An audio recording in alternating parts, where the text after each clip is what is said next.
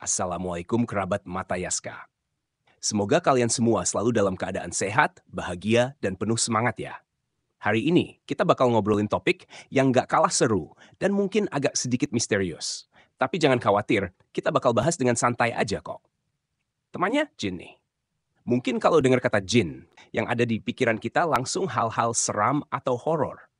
Tapi kali ini kita bakal bahas jin dari sisi yang lebih ringan dan mungkin menarik untuk kalian semua. Jin ada di mana-mana. Serius? Jadi apa sih yang dimaksud dengan jin ada di mana-mana?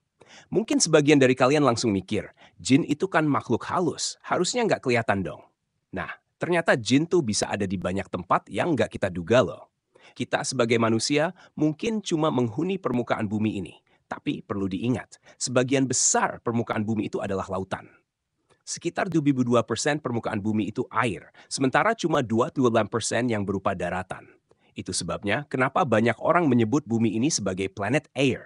Jadi di luar daratan yang kita huni, masih banyak tempat yang belum kita jelajahi. Dan disinilah jin bisa hidup. Jin bisa ada di berbagai tempat, mulai dari kota-kota yang ada di atas air, samudra dalam, sungai, sampai padang pasir yang luas. Mereka juga tinggal di tempat-tempat terpencil, kayak gunung-gunung dan jurang yang dalam, bahkan gua-gua dan hutan-hutan yang jarang dijamah manusia. Lucunya, beberapa jin malah memilih tempat yang dekat dengan kita loh. Ada yang tinggal di atap-atap rumah atau kamar-kamar di dalam rumah. Nggak cuma itu, ada juga yang tinggal di rumah kita sebagai tempat tinggal tetap. Bayangin aja, ada jin yang jadi tetangga di rumahmu tanpa kamu sadari. Mungkin mereka juga suka main di lorong-lorong, atau mungkin suka nongkrong di kamar mandi. Jin Muslim yang penuh keimanan. Nah, kita bakal bahas sedikit tentang jin Muslim.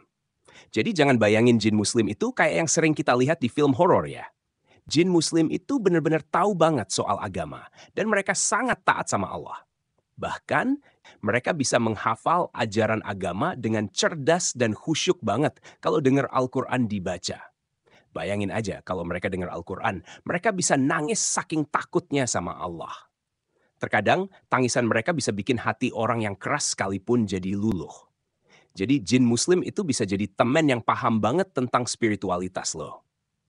Saya pernah ngobrol sama jin Muslim yang baik hati. Saya tanya ke dia, kamu bisa lihat jin yang ada di rumah saya nggak? Dan dia jawab, oh bisa banget. Semua jin di rumahmu Muslim, alhamdulillah. Ada Said dan Marian, dua anak jin perempuan dan suaminya Muhammad. Mereka sering tinggal di atap rumahmu untuk menjaga rumah dan penghuninya dari segala bahaya selama kalian taat sama ajaran Islam. Ternyata mereka bukan cuma jaga-jaga loh. Mereka juga ikut makan bareng kalau kita makan. Terus pas selesai makan, mereka ngucapin hamdalah dan pergi lagi. Keren banget kan? Jin Muslim yang juga syalat dan zikir. Ada satu hal lagi yang lebih keren. Jadi, jin Muslim ini nggak hanya jaga rumah, tapi mereka juga nggak lupa untuk menjalankan ibadah. Misalnya, mereka nggak cuma ngikutin kita makan, mereka juga syalat tahajud tengah malam. Bisa bayangin kan gimana jin-jin ini tetap ingat sama Allah, walaupun mereka tinggal di tempat yang nggak kita lihat. Jadi waktu mereka duduk-duduk di atas atap, mereka juga nggak lupa untuk berzikir dan bertasbih kepada Allah. Jadi meskipun kita nggak bisa lihat mereka, mereka selalu ingat Allah setiap saat. Keren kan? Jin yang bantu bangunin syalat fajar. Ada satu cerita lucu nih. Beberapa jin Muslim tuh bisa bantu bangunin penghuni rumah buat syalat subuh loh. Jadi kalau kamu sering kebablasan tidur dan nggak kebangun buat syalat fajar, bisa jadi jin-jin Muslim itu yang bantuin. Mereka itu benar-benar peduli sama ibadah kita. Mereka akan bangunin kamu dengan cara yang lembut tanpa ganggu tidurmu yang nyenyak. Jadi kalau ada yang bangunin kamu buat syalat, jangan buru-buru bilang, aduh siapa sih yang ganggu? Bisa jadi itu bantuan dari jin-jin yang lagi jaga rumah kamu. Tapi nih, penting banget buat kita menjaga rumah kita agar tetap bersih dari hal-hal negatif. Kalau kita nggak jaga diri dan sering maksiat, bisa jadi jin-jin Muslim itu bakal ninggalin rumah kita dan digantikan sama setan. Nah, setan itu jauh lebih berbahaya karena mereka nggak punya kebaikan sedikit pun. Jadi, kalau rumah kita penuh dengan ketaatan dan zikir, jin-jin Muslim ini bakal selalu ada untuk menjaga rumah kita. Itu juga artinya, malaikat-malaikat Allah bakal turun ke rumah kita untuk memberikan rahmat dan berkah. Wah, siapa sih yang nggak mau rumahnya penuh berkah kayak gitu?